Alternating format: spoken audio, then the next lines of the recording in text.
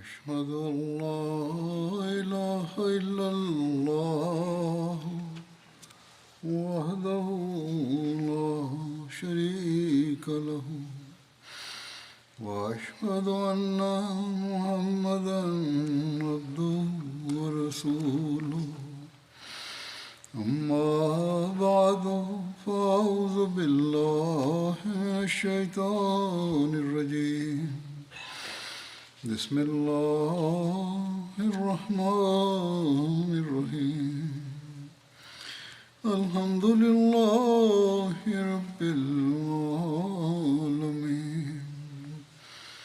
الرحمن الرحيم مالك يوم الدين إياك نعبد وإياك نستعين اهدنا الصراط المستقيم صراط الذين أنعمت عليهم غير المغضوب عليهم ولا الضالين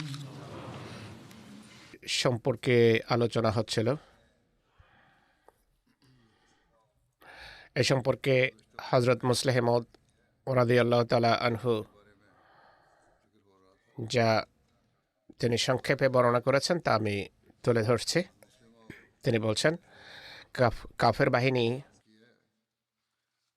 বদরের ময়দান থেকে পলায়ন করার সময় ঘোষণা করেছিল যে আগামী বছর আমরা পুনরায় মদিনায় হামলা করব এবং পরাজয়ের প্রতিশোধ নেব। এক বছর পর তারা সে অনুসারে পুরো প্রস্তুতি নিয়ে মদিনায় হামলা করে। মক্কাবাসীদের ক্রোধের চিত্র হলো, বদরের যুদ্ধের পর তারা ঘোষণা করেছিল যে কোনো ব্যক্তির হারানো আত্মীয়ের জন্য ক্রন্দন করার অনুমতি নেই, আর যে বাণিজ্য কাফেলা আসবে সেই বাণিজ্যের লভ্যাংশ ভবিষ্যৎ যুদ্ধের জন্য সংরক্ষিত রাখা হবে। বড় প্রস্তুতি নিয়ে ৩,০০০ অধিক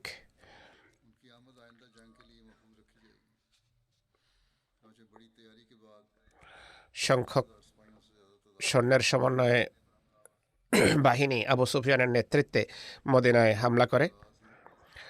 মহানবী সাল্লাল্লাহু আলাইহি সাল্লাম সাহাবীদের সাথে পরামর্শ করেন যে আমাদের কি শহরে থেকে শত্রু মোকাবেলা করা উচিত না বাইরে গিয়ে।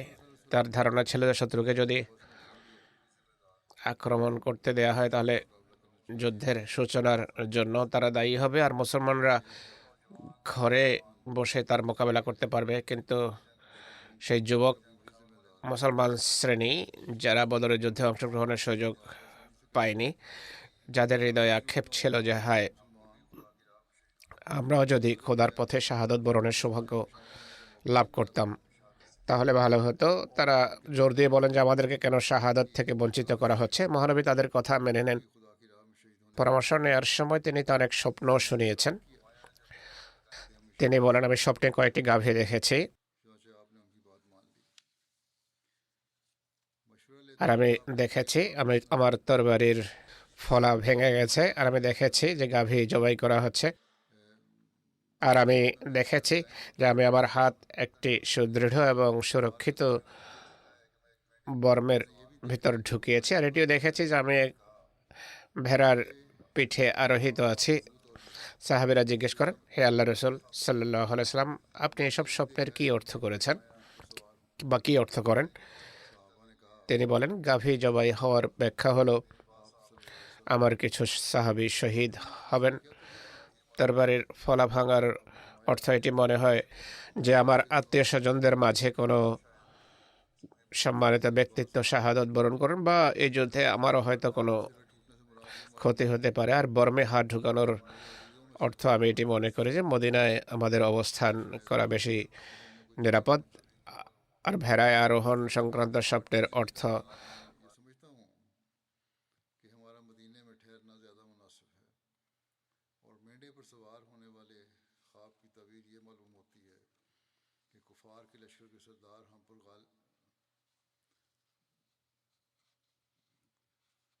ভেড়া আরোহণ সংক্রান্ত স্বপ্নের অর্থ হলো কাফের বাহিনীর সর্দারকে আমরা পদানত করব, অর্থাৎ সে মুসলমানদের হাতে মারা যাবে। যদিও স্বপ্নে মুসলমানদের সামনে স্পষ্ট করা হয়েছিল যে তাদের মদিনায় অবস্থান করা বেশি যুক্তিযুক্ত, যেহেতু স্বপ্নের ব্যাখ্যা মহানবীর একান্ত নিজস্ব ছিল, এলহামি ছিল না, তাই তিনি সংখ্যাগরিষ্ঠের মতামত মেনে নেন আর যুদ্ধের জন্য বাইরে যাওয়ার সিদ্ধান্ত নেন। স্বপ্নে বিভিন্ন ইঙ্গিত থাকে।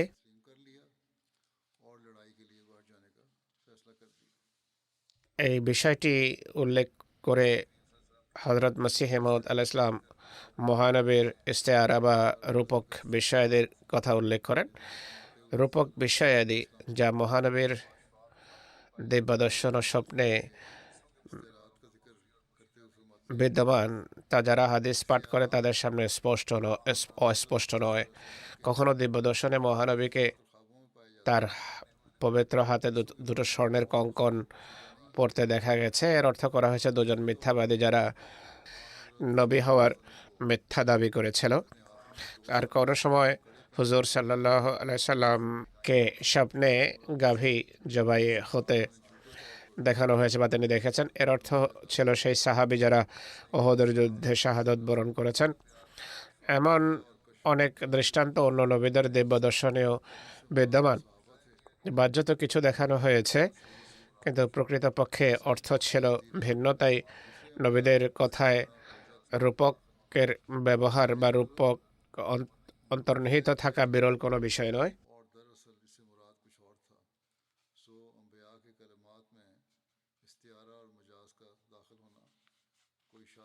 যাই হোক, বাইরে গিয়ে যুদ্ধ করার যখন সিদ্ধান্ত হয়ে যায়,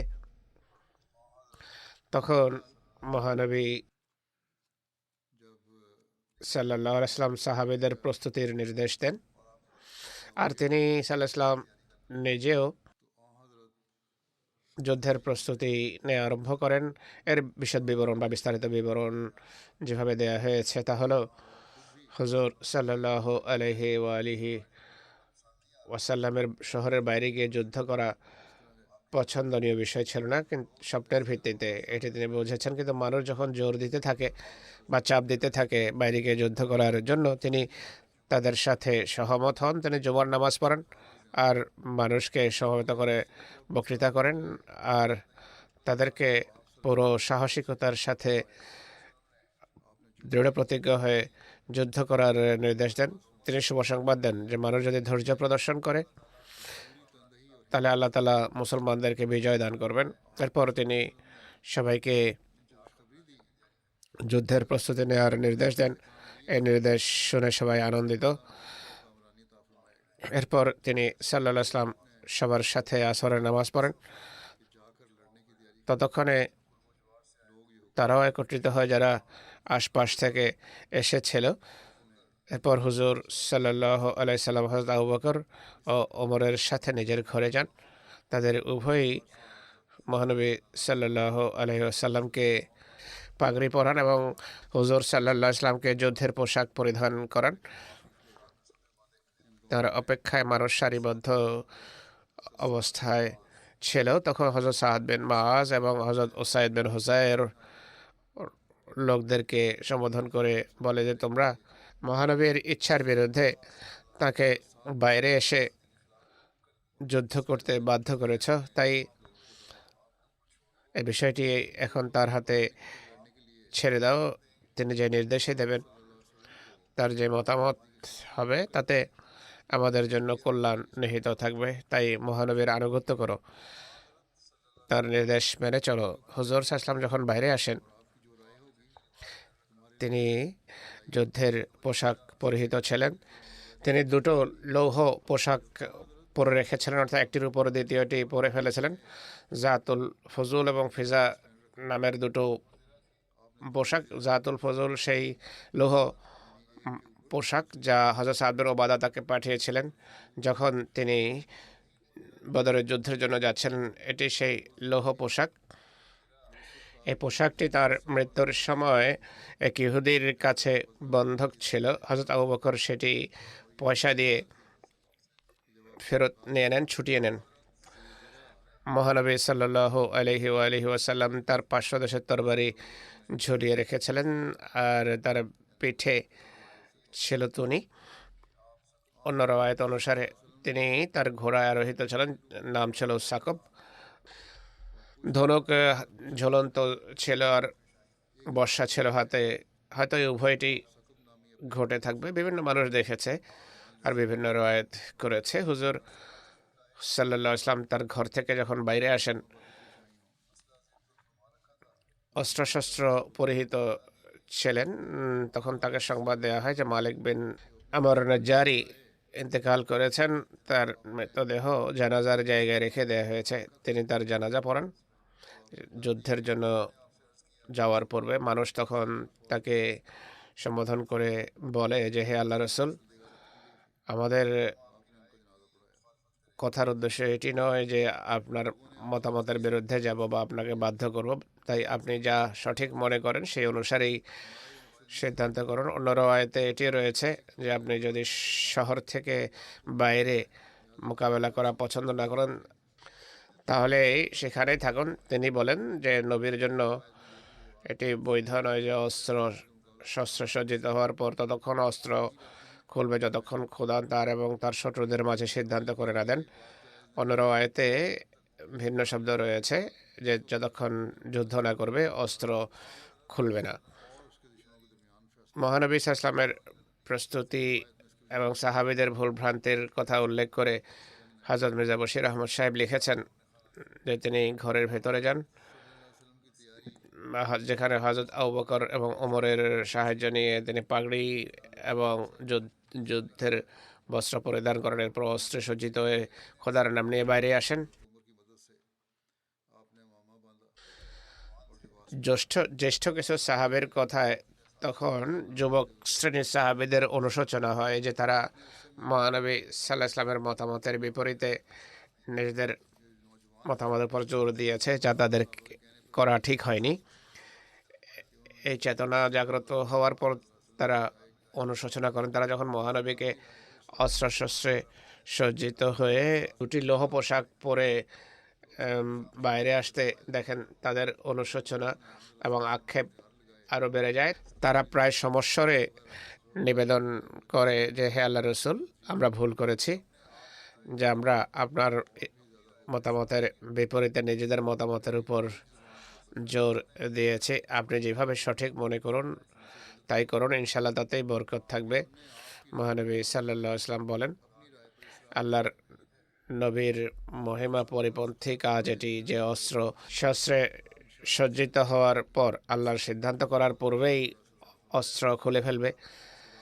তাই খোদার নাম নিয়ে অগ্রসর হও, যদি ধৈর্য প্রদর্শন করো নিশ্চিত যেন যে খোদার সাহায্য তোমাদের সাথে থাকবে। হযরত মুসলিহ মওদ রাদিয়াল্লাহু আনহু এই প্রসঙ্গে কলম ধরেছেন যে মহানবী যখন বাইরে আসেন যুবকদের অনুশোচনা হয়। তারা বলেন যে হে আল্লাহ রসুল, আপনার পরামর্শই সঠিক। মদিনায় থেকেই আমাদের শত্রুর মোকাবেলা করা উচিত। হুজুর বলেন, আল্লাহর নবী যখন বর্ম পরে নেন বা যুদ্ধের পোশাক পরিধান করেন সেটি খুলেন না। এখন যাই হোক না কেন আমরা সামনে যাব। যদি তোমরা ধৈর্য প্রদর্শন করো তাহলে আল্লাহর সাহায্য লাভ করবে তোমরা। ইসলামী বাহিনী রওনা হওয়ার দ্বার প্রান্তে ছিল। হুজুর সাল্লাল্লাহু আলাইহি ওয়াসাল্লাম 1000 সৈন্য নিয়ে মদিনা থেকে যাত্রা করেন। হুজুর সাল্লাল্লাহু আলাইহি ওয়াসাল্লাম তখন 3টি বর্ষা আনিয়েছেন, তাতে 3টি পতাকা বেঁধে দেন।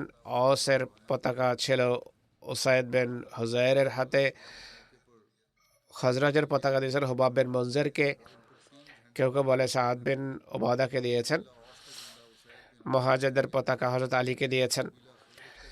আর মদিনায় থেকে যাওয়া লোকদের নামাজের ইমামতের দায়িত্ব দিয়েছেন ইবনে উম্মে মাকতুমের উপর, যাকে তিনি নায়েব নিযুক্ত করেছেন।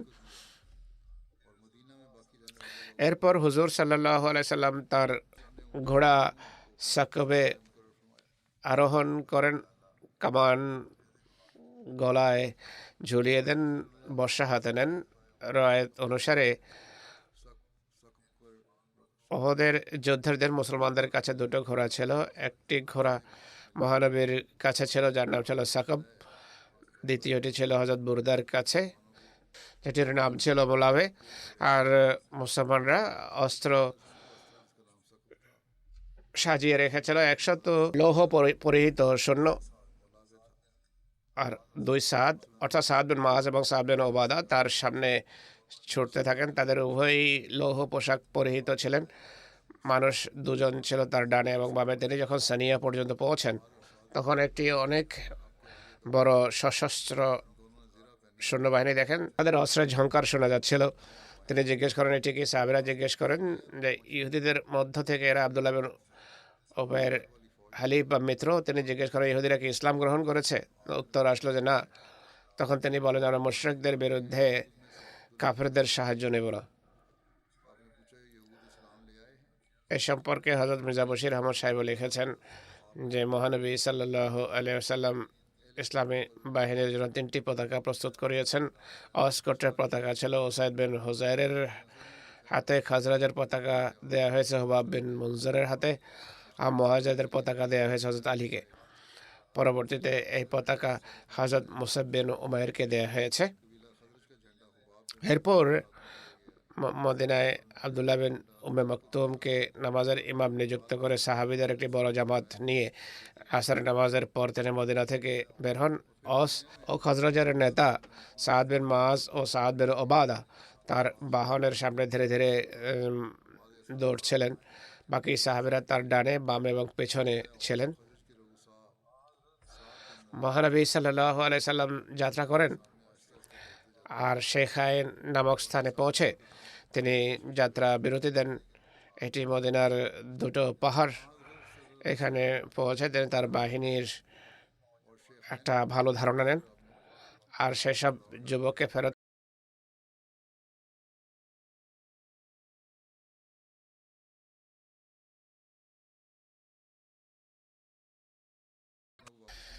ইমাম শাফিঈ লিখেছেন যে 14 বছর বয়স্ক 17 জন যুবককে তিনি ফেরত পাঠিয়েছেন, যাদেরকে তার সামনে পেশ করা হয়েছিল। 15 বছর বয়স্ক যারা ছিল তাদেরকে তিনি অনুমতি দিয়েছেন যুদ্ধে অংশগ্রহণের। অল্প বয়স্ক হওয়ার কারণে যাদের ফেরত পাঠানো হয়েছে তারা কিছু বালক ছিল, যাদের ভিতর ছিল গভীর উদ্দীপনা যুদ্ধে অংশগ্রহণের। এদের নাম হলো আব্দুল্লাহ বিন ওমর, যায়েদ বিন সাবিত, ওসামা বিন যায়েদ, যায়েদ বিন আরকাম, বারা বিন আযিব, উসাইদ বিন জুহাইর, রাওয়া বিন আউস, আবু সাইদ খুদরি, আউস বিন সাবিত, সাদ বিন বাহির ইবনে মুয়াবিয়া বাজালি, সাইদ বিন হাফতা। হাফতা ছিল তার মায়ের নাম। সাদ বিন ওকায়েব, যায়েদ বিন জারিয়া, জাবের বিন আব্দুল্লাহ। ইনি সেই জাবের নন যিনি হাদিস রওয়ায়াত করেছেন। ইনি ভিন্ন জাবের, রাফি বিন খাদিজ এবং সুমরা বিন জন্দুব। রাফি বিন খাদিজ সম্পর্কে মহানবী বলেন যিনি তীরন্দাজ,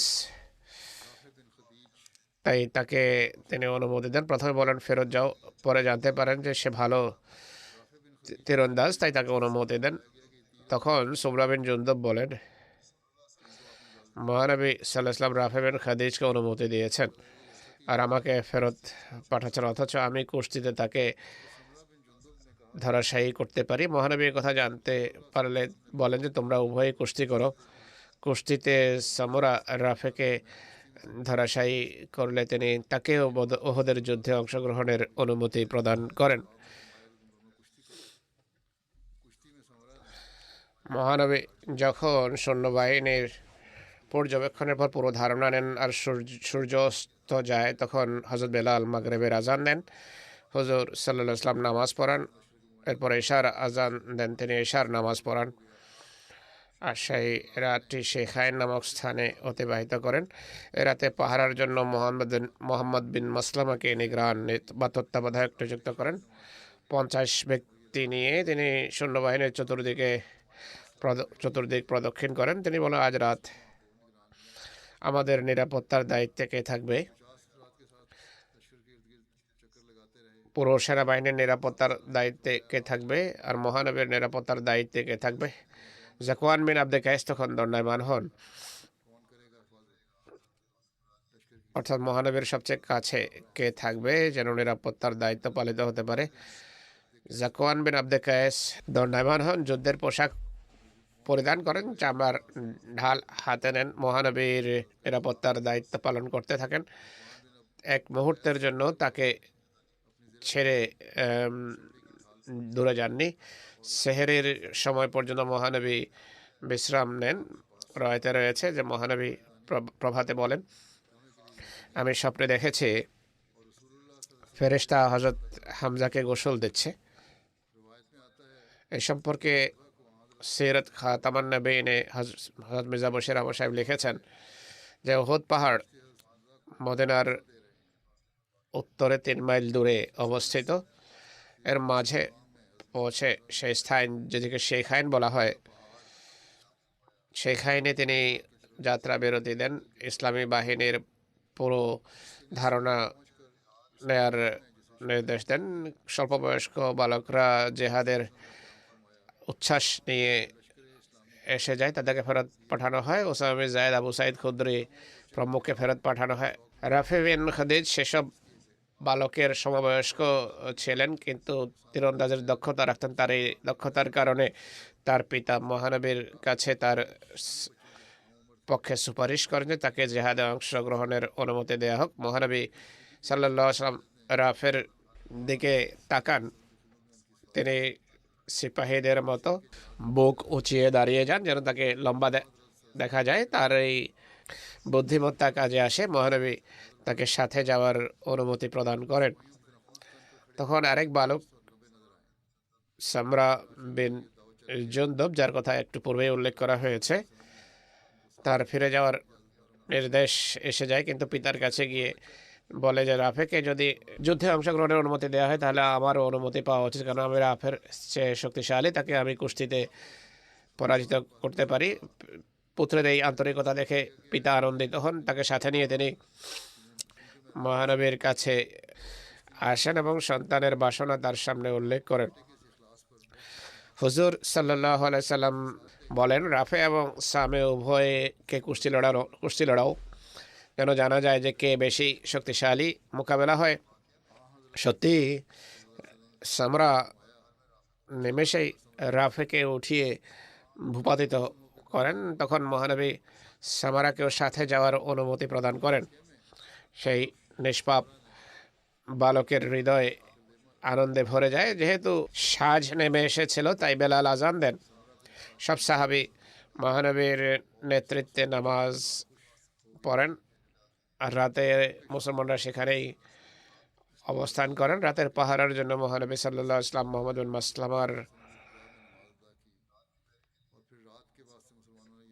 মোহাম্মদ বিন মাসলামাকে কর্মকর্তা নিযুক্ত করেন, যিনি 50 সাহাবীর জামাত নিয়ে সারা রাত ইসলামী বাহিনীর চতুর্দিকে প্রদক্ষিণরত অবস্থায় পাহারা দেন।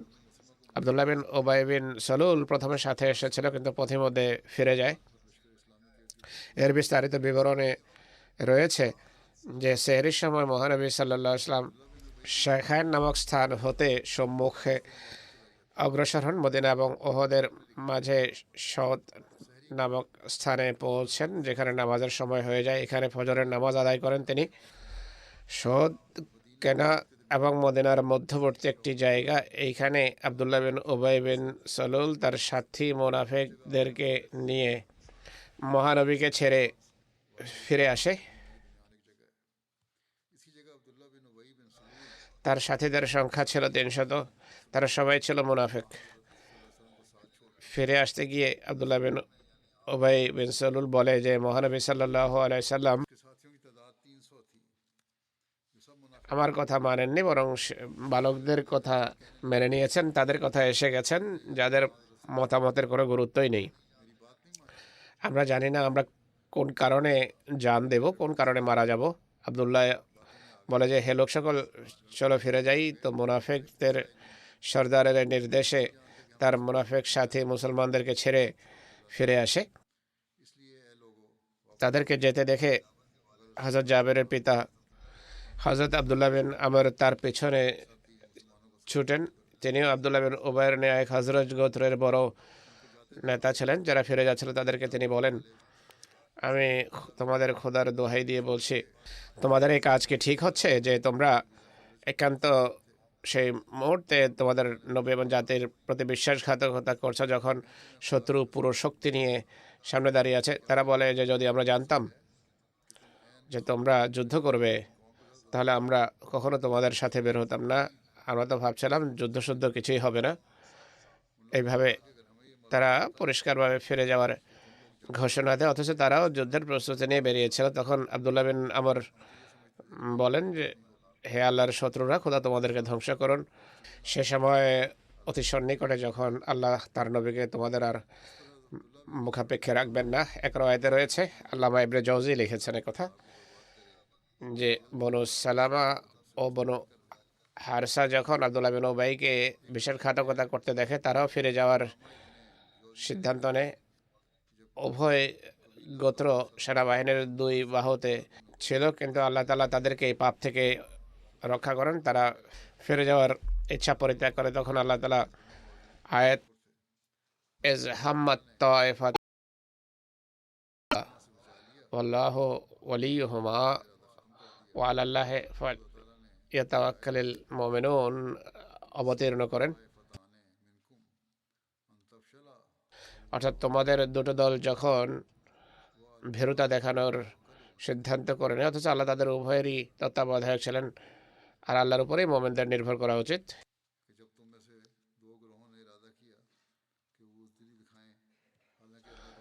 আব্দুল্লাহ বিন উবাই এবং তার 300 সাথীর বিশ্বাসঘাতকতার পর মহানবীর সাথে কেবল 700 সৈন্য থেকে যায়।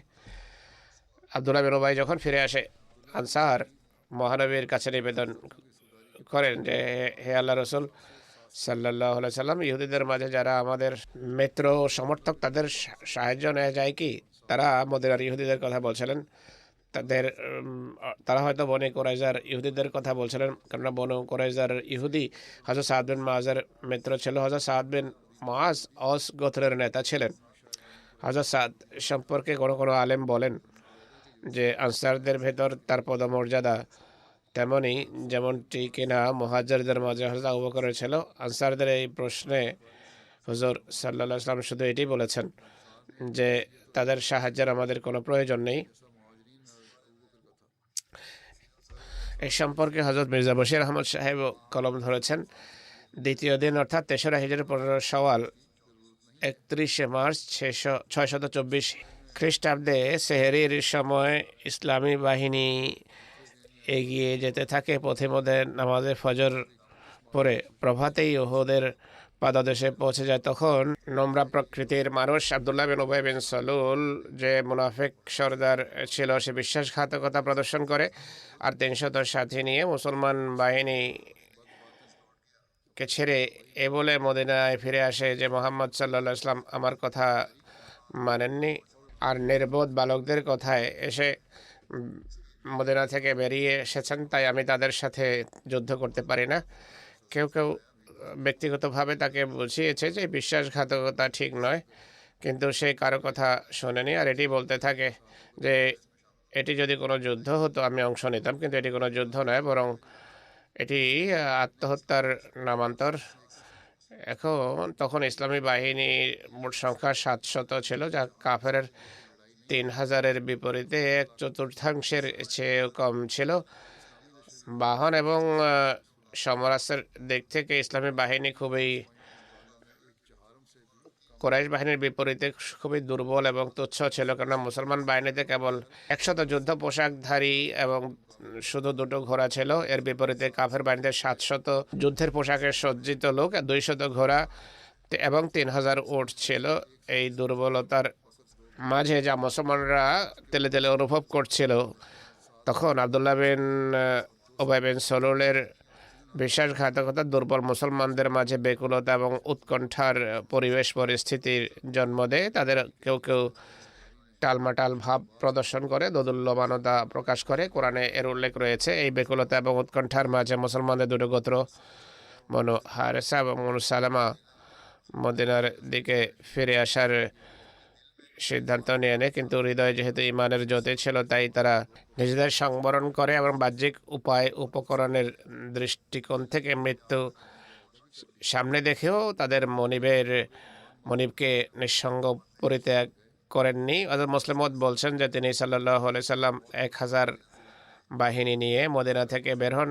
কিছু দূর গিয়ে রাত অতিবাহিত করার জন্য যাত্রা বিরতি দেন। তার রীতি ছিল তিনি শত্রুর কাছে পৌঁছে নিজ বাহিনীকে কিছুক্ষণ বিশ্রামের সুযোগ দিতেন, যেন তারা তাদের সাজ সরঞ্জাম নিয়ে প্রস্তুতি নিতে পারে। ফজরের নামাজের জন্য যখন তিনি বের হন, তিনি জানতে পারেন যে কিছু ইহুদিও চুক্তিবদ্ধ কিছু গোত্রের সাহায্যের বাহানায় বেরিয়েছে।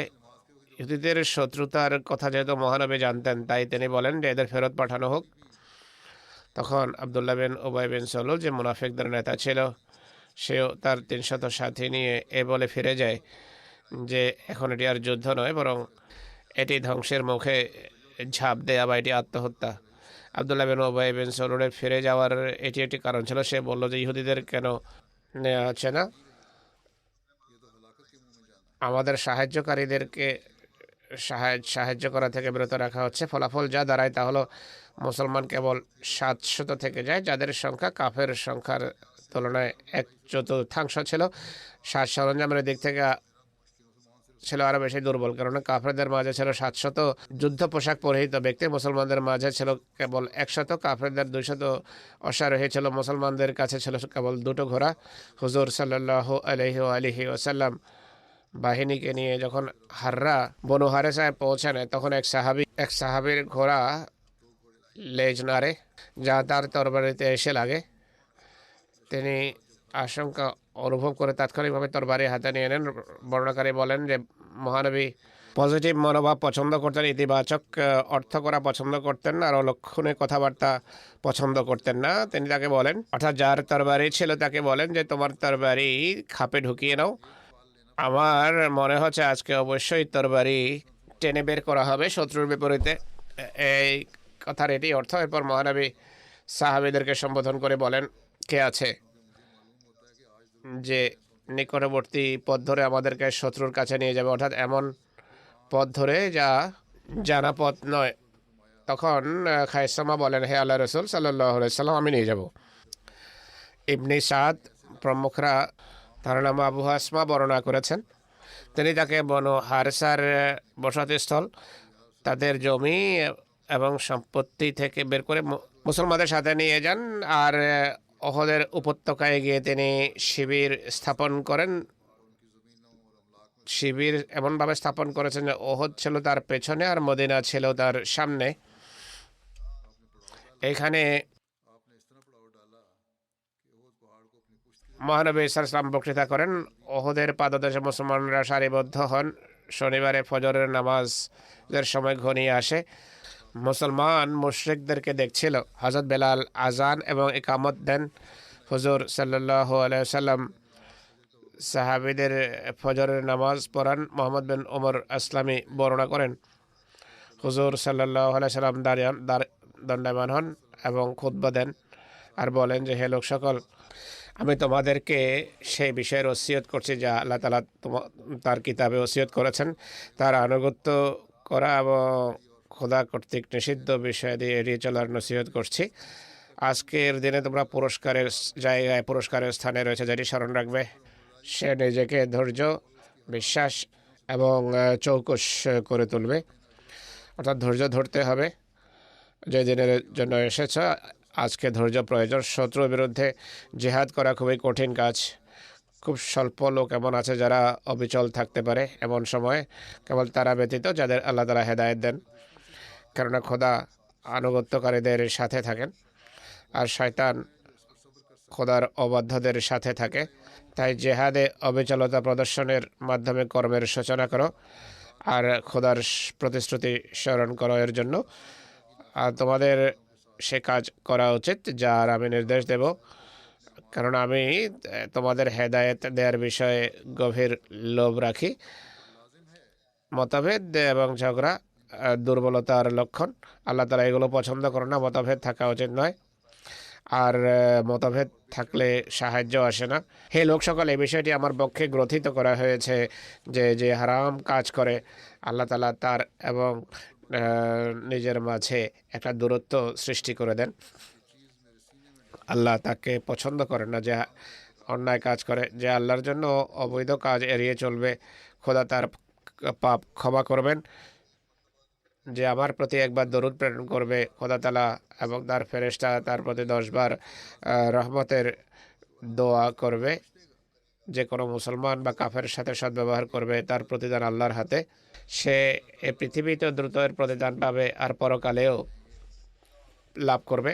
যে আল্লাহ এবং পরকালে বিশ্বাস রাখে তার জন্য জুমার নামাজ আবশ্যক। কেবল বালক, নারী, রুগ্ন আর কৃতদাস ছাড়া যে জুমাকে উপেক্ষা করবে, আল্লাহ তাআলা তাকে উপেক্ষা করবেন। এক কথায় মহানবী পুরো নসিহত করেছেন। হয়তো সেই স্বপ্নের কারণেও তিনি নসিহত করেছেন যে মুসলমানদের কিভাবে বসবাস করা উচিত। তিনি বলেন আল্লাহ তাআলা পরবিমুখ এবং প্রশংসনীয়। তিনি বলেন, যে কর্ম সম্পর্কে আমি জানতাম যে তা তোমাদের খোদার নিকটতর করবে, আমি তোমাদেরকে তার নির্দেশ দিয়েছি। আর যেই কাজ সম্পর্কে আমি জানতাম যে তা তোমাদেরকে জাহান্নামের নিকটতর করবে, তো তা থেকে আমি তোমাদেরকে বারণ করেছি। আর রুহুল আমিন বা ফেরেশতা আমার হৃদয়ে ইলহাম করেছে যে কোনো প্রাণ ততক্ষণ মারা যাবে না যতক্ষণ পুরো রিজিক না পাবে। তার রিজিকে কোনো ঘাটতি সৃষ্টি করা হবে না দেরিতে লাভ হলেও। অর্থাৎ আল্লাহ খোদা কর্মের প্রতিদান দিয়ে থাকেন। এখানে রিজিক বলতে প্রতিদান বোঝায়। তাই তোমাদের খোদাকে ভয় করো আর প্রতিদানের সন্ধানে ভারসাম্য অবলম্বন করো। প্রতিদান আসতে বিলম্ব হলেও পাপে লিপ্ত হবে না। নেক কর্ম, উন্নত চরিত্র, পবিত্র রিজিকের সন্ধানে তোমরা রত থাকো। খোদা তাআলার কাছে যা কিছু আছে তা খোদার আনুগত্য করে বান্দা পেতে পারে। আল্লাহ তাআলা তোমাদের জন্য হালাল এবং হারামকে স্পষ্টভাবে বর্ণনা করেছেন, কিন্তু উভয়ের মাঝে অনেক অস্পষ্ট বিষয়াদি আছে যা অনেকে জানে না। কিন্তু খোদা যাকে নিরাপদ রাখেন কেবল সেই জানে। যে সন্দেহযুক্ত বিষয়াদি ছেড়ে দেবে সে নিজের সম্মান এবং ধর্মের রক্ষণাবেক্ষণ করবে। যে ভ্রান্ত কর্মে লিপ্ত হবে সে সেই রাখালের ন্যায় যে চারণভূমির কাছে নিজের গবাদি পশু চড়ায়, অচিরেই সে তাতে প্রবেশ করবে। সব বাদশার কিছু নিষিদ্ধ চারণভূমি হয়ে থাকে। শোনো, খোদার নিষিদ্ধ চারণভূমি হলো তার নিষিদ্ধ বিষয়াদি যাতে জড়ানো উচিত নয়, তাই এড়িয়ে চলা উচিত যা নিষিদ্ধ। মোমেন মানুষের মাঝে এমন যেভাবে দেহে মাথার গুরুত্ব রয়েছে। মাথা ব্যথা হলে পুরো দেহ ব্যথাতুর হয়ে থাকে। এই কথাগুলো যদি আজকের মুসলমান স্মরণ রাখতো, তাহলে কোনো শত্রু তাদের দিকে চোখ রাঙিয়ে তাকানোর ধৃষ্টতা দেখাতো না। হযরত খলিফাতুল মসিহ আউয়াল বলেন,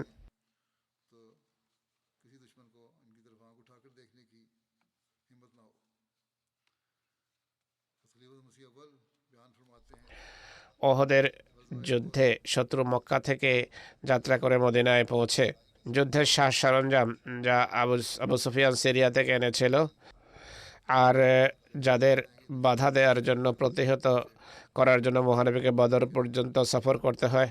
যে যুদ্ধে কাফেরদের দম্ভ চূর্ণ বিচূর্ণ হয়ে যায়, সেই সাজ সরঞ্জাম এখন মুসলমানদের মোকাবেলার জন্য একত্রিত করা হয়েছে।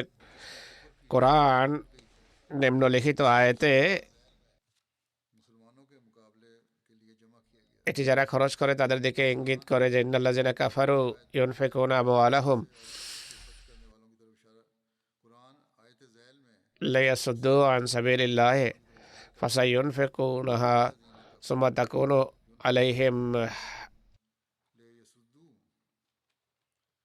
এই যুদ্ধে কুরাইশের সাথে বনু তেহামা এবং বনু কেনানাও অংশগ্রহণ করে। কাফের বাহিনীর সংখ্যা ছিল 3000 আর সবাই ছিল সশস্ত্র, তাদের মাঝে 700 জন যুদ্ধ পোশাক পরিহিত অশ্বারোহী ছিল। তাদের সকলেই মুসলমানদের কাছ থেকে অচিরেই প্রতিশোধ নেয়ার বিষয়ে বদ্ধপরিকর ছিল। ছোট ছোট গোত্রের সমন্বয় বাহিনী আবু সুফিয়ানের নেতৃত্বে মদিনার উত্তর পূর্ব দিকের একটা নির্দিষ্ট স্থানে নিজেদের মোর্চা দৃঢ় করে তাদের এবং মদিনার মাঝে শুধু ওহুদ পাহাড়ের উপত্যকা বাধা ছিল। সেই জায়গায় মোর্চা বেঁধে কাফের বাহিনী মদিনাবাসীদের ফসল এবং ক্ষেত ধ্বংস করা আরম্ভ করে। সাহাবীরা এতে যার পরনাই ক্রোধান্বিত হন। ইসলামের জন্য তাদের আত্মাভিমান প্রতিশোধ অগ্নিতে রূপ নেয়। মহানবী সাল্লাল্লাহু আলাইহি ওয়াসাল্লামের কাছে জোর দিয়ে বলে যে শত্রুকে প্রতিহত করা হোক। হুজুর সাল্লাল্লাহু আলাইহি ওয়াসাল্লাম 1000 সাথী নিয়ে মদিনা থেকে বের হন। আব্দুল্লাহ বিন উবাই, যে মদিনায় বসবাসকারী এক সর্দার ছিল, যে বাহ্যত মুসলমানদের সাথে ছিল, যে একান্ত রণক্ষেত্র থেকে কঠিন সময়ে 300 সাথী নিয়ে মুসলমানদের ছেড়ে চলে আসে, যার ফলে মুসলমানদের সংখ্যা 1000 থেকে 700 নেমে আসে। এই পুরো বাহিনীতে শুধু 2টো ঘোড়া ছিল, কিন্তু মুজাহিদিনরা অবিচলতার সাথে দৃঢ় প্রত্যয়ের সাথে ক্রমাগতভাবে এগিয়ে যাচ্ছিলেন। আর খেজুর বাগান অতিক্রম করে ওহুদ পাহাড় পর্যন্ত পৌঁছে যায়। ইসলামী বাহিনী সারা রাত সেই পাহাড়ের পাদদেশে অবস্থান করে। সকালে ফজরের নামাজ পড়ে রণক্ষেত্রে অবতীর্ণ হন, অর্থাৎ যুদ্ধ আরম্ভ হয়। এর বিস্তারিত বিবরণ ভবিষ্যতে তুলে ধরা হবে। ফিলিস্তিনিদের জন্য আমি দোয়ার কথা বলে থাকি বারবার, দোয়া অব্যাহত রাখুন। সম্প্রতি যুদ্ধবিরতির অবসানে যেমনটি ধারণা ছিল তাই ঘটছে।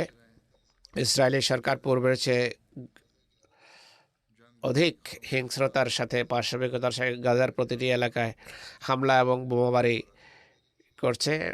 নিষ্পাপ শিশু এবং বেসামরিক নাগরিক নিহত হচ্ছে। এখন এই অপকর্মের বিরুদ্ধে আমেরিকার একজন কংগ্রেস প্রতিনিধি, যে খুব সম্ভব ইহুদিও, বলেছে যে সকল সীমা লঙ্ঘন করা হয়েছে। আমেরিকার যুদ্ধ বন্ধ করার ক্ষেত্রে ভূমিকা পালন করা উচিত। আমেরিকার প্রেসিডেন্টও চাপা ভাষায় এখন বিবৃতি দিচ্ছে যে এই যুদ্ধ বন্ধ হওয়া উচিত, গোলাবারি করা বন্ধ করা উচিত। উত্তর দক্ষিণে সমানভাবে ঘটছে। পূর্বে বলতো যে উত্তরের দিকে চলে যাও, কিছুই হবে না, কিন্তু উত্তর দক্ষিণ সর্বত্র একই অবস্থা বিরাজমান। আমেরিকার এই প্রেসিডেন্ট সাহেবের এমনটি বলা কোনো মানবিক সহানুভূতির কারণে নয়, কোনো ভুল ধারণা আমাদের হৃদয়ে স্থান পাওয়া উচিত নয়। এটি স্বার্থান্ধ হয়ে তিনি বলছেন। আমেরিকায় নির্বাচন সন্নিকটে, যুবকরা সেখানে প্রতিক্রিয়া ব্যক্ত করছেন যে যুদ্ধ বন্ধ হওয়া উচিত। একইভাবে এমন মুসলমান যারা আমেরিকান নাগরিক তারাও হইচই করছে। তো ভোটের জন্য সে এমন করছে, কোনো সহানুভূতি নেই ফিলিস্তিনিদের বা মুসলমানদের জন্য তার হৃদয়ে। এছাড়া যে মুসলমান দেশে রয়েছে তাদের আওয়াজ কিছুটা উঁচু হচ্ছে বলে মনে হয়, কিন্তু যতক্ষণ পর্যন্ত ঐক্যবদ্ধ হয়ে যুদ্ধ বন্ধ করার চেষ্টা না করবে কোনো লাভ নেই। আল্লাহ তাআলা মুসলমানদের মাঝে ঐক্য সৃষ্টি করুন। অমুসলিম বিশ্ব জানে যে মুসলমানদের মাঝে ঐক্য নেই, বরং মুসলমানকে মারা এবং হত্যা করতে উদ্যত। ইয়েমেনে সব কিছুই ঘটছে। অন্যান্য দেশের অবস্থায় কি হাজার হাজার শিশু এবং নিষ্পাপ লোক মুসলমানদের হাতে, বরং লক্ষ লক্ষ লোক তাদের হাতে মারা যাচ্ছে। অমুসলিমরা এসব দেখেই ধৃষ্ট হয়ে ওঠে। যাদের উপর জুলম এবং অত্যাচার করলে কিছু যায় আসে না, এরা নিজেদের উপরেই জুলম এবং নির্যাতন করে। মুসলমান যদি মুসলমানদের জীবন প্রতি সহানুভূতি না রাখে, তাহলে শত্রু কেন সহানুভূতি প্রদর্শন করবে? আল্লাহ তাআলা কঠিন ভাষায় সতর্ক করেছেন যে মুসলমানকে হত্যা করা সম্পর্কে। আল্লাহ কঠোর ভাষায় সতর্ক করেছেন যে এমন মুসলমান জাহান্নামী হবে যে অন্যদেরকে হত্যা করে। আল্লাহ তাআলা করুন মুসলমানরা যেন ঐক্যবদ্ধভাবে পৃথিবী থেকে জুলম এবং অন্যায় নিরসনের কারণ হয়।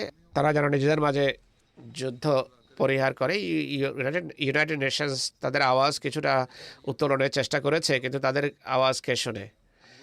তারা বলে যে আমরা এটাই করব সেই করব, কিন্তু এদের জন্য কিছুই করা সম্ভব নয়, কেননা তাদের কথা মানার কেউ নেই। পরাশক্তিগুলো নিজেদের ভেটো শক্তি প্রয়োগ করে আল্লাহ তাআলা মুসলমানদেরকে বিবেক বুদ্ধি দেন। যাই হোক, এই অন্যায় নিরসনের জন্য নিরসন কল্পে দোয়ার পাশাপাশি আমরা জামাতগুলোর মাধ্যমে বার্তা পাঠিয়েছি যে যে আপনারা আপনাদের প্রভাবের গণ্ডিতে রাজনীতিবিদদের এই জুলুম এবং অন্যায়ের অবসানের জন্য মনোযোগ আকর্ষণ করুন। আপনাদের বন্ধু বান্ধবদের গণ্ডিতে আওয়াজ উত্তোলন করুন, এই কথা বলুন যে এই জুলুম এবং অন্যায়ের অবসানের জন্য আমাদের চেষ্টা করা উচিত। আল্লাহ তাআলা নিরীহ নিষ্পাপ লোকদেরকে জুলুম এবং অন্যায়ের হাত থেকে নিরাপদ রাখুন। নামাজের পর দু ব্যক্তির গায়েবানা জানাজাও পড়াবো আমি। প্রথমটি হলো শ্রদ্ধেয়া মাসুদা বেগম সাহেবার। মাসুদা আকমল হল্যান্ডের অধিবাসিনী। তিনি মরহুম আব্দুল হাকিম আকমল মরহুমের স্ত্রী ছিলেন। সম্প্রতি তিনি ইহধাম ত্যাগ করেছেন। ইন্না লিল্লাহি ওয়া ইন্না ইলাইহি রাজিউন। তার নানা হযরত মিয়া আব্দুস সামাদ সাহেব এবং বড় নানা মিয়া ফাতেদিন সাহেব কাদিয়ানের নিকটবর্তী শেখোয়ার অধিবাসী ছিলেন। তাদের উভয়ই ছিলেন হজরত মসিহ মউদ আলাইহিস সালাতু ওয়াস সালামের সাহাবী। মরহুমা দীর্ঘকাল স্বামীর সাথে হল্যান্ডে ধর্ম সেবায় রত ছিলেন। 1957 সালে মুসলিম মউদের নির্দেশে আকমল সাহেব প্রথমবার হল্যান্ড যান। তার স্ত্রী সাথে ছিলেন না। 1969 সালে তিনি গিয়েছেন। দ্বিতীয়বার আকমল সাহেব ফিরে আসলে তিনি 1986 সনে যান। বিবাহিত জীবনে প্রায় 15 বছর স্বামীর বিদেশে প্রদায়িত থাকার কারণে তিনি নিঃসঙ্গ বা একা জীবন কাটিয়েছেন। হল্যান্ড অবস্থানকালে তার উল্লেখযোগ্য সেবা হলো হল্যান্ড লাজনায়ে আল্লাহর সূচনা।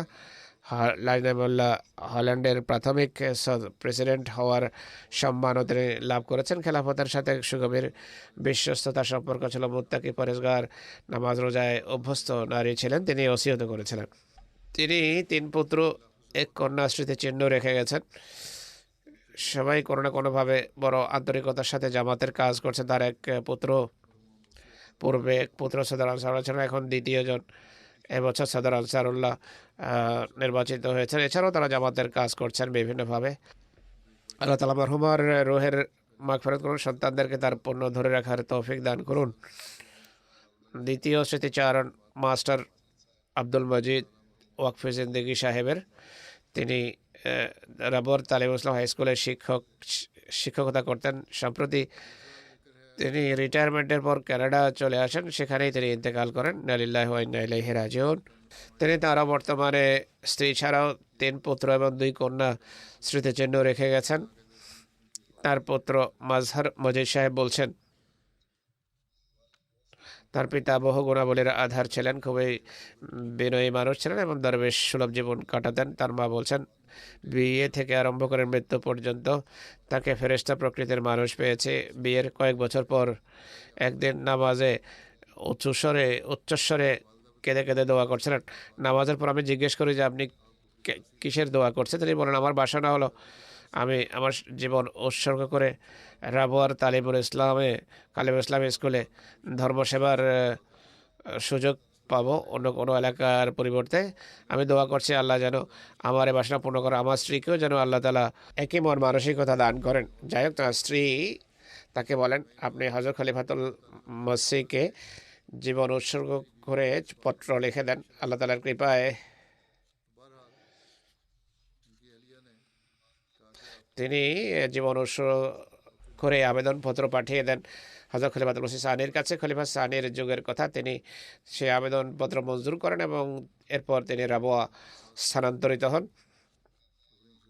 তিনি বলছেন, আমার পিতা প্রত্যেক মাসে বেতন পাওয়ার পর প্রথমে সেক্রেটারি মালের কাছে যেতেন, এরপর চাঁদা দিতেন, তারপর বাকি টাকা মায়ের হাতে তুলে দিতেন। রাবওয়া আসার পর একান্ত কঠিন পরিস্থিতিতে জীবন কাটিয়েছেন, কখনো অভিযোগ করেননি, জাগতিক কামনা বাসনার কথা কখনো উল্লেখ করেননি। ভাই বোনদের যথাসময়ে নামাজ পড়া, জামাত এবং খেলাফতের সাথে সম্পৃক্ত থাকার নসিহত করতেন।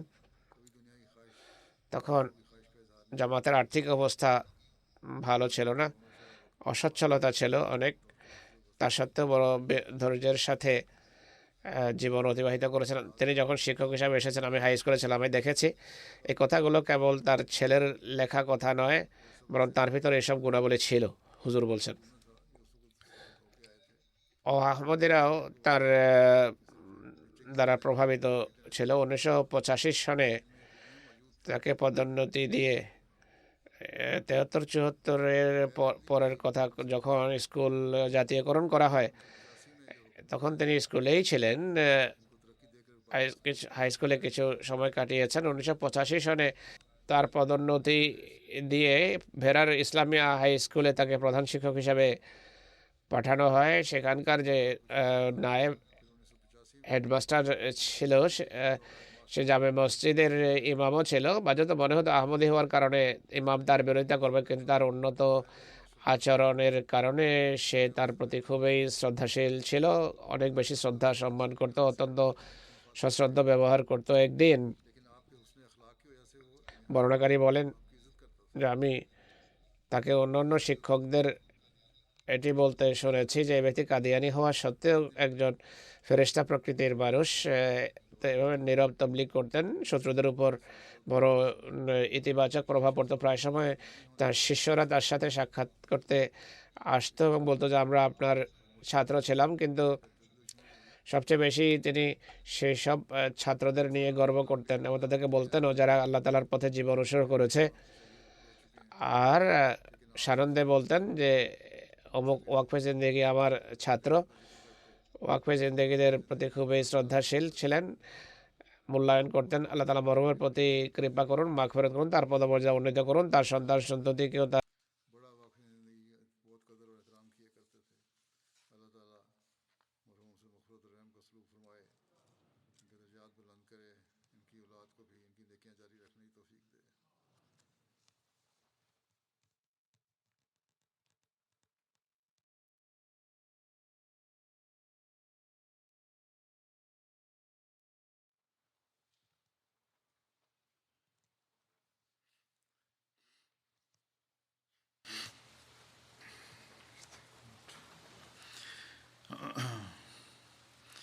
الحمد لله الحمد لله نحمده ونستعينه ونستغفره ونؤمن به ونتوكل عليه ونعوذ بالله من شرور أنفسنا ومن سيئات أعمالنا من يهده الله فلا مضل له ومن يضلل فلا هادي له ونشهد أن لا إله إلا الله ونشهد أن محمدا عبده ورسوله عباد الله رحمكم الله إن الله يأمر بالعدل والإحسان وإيتاء ذي القربى وينهى عن الفحشاء والمنكر والبغي يعظكم لعلكم تذكرون اذكروا الله يذكركم وادعوه يستجب لكم ولذكر الله أكبر.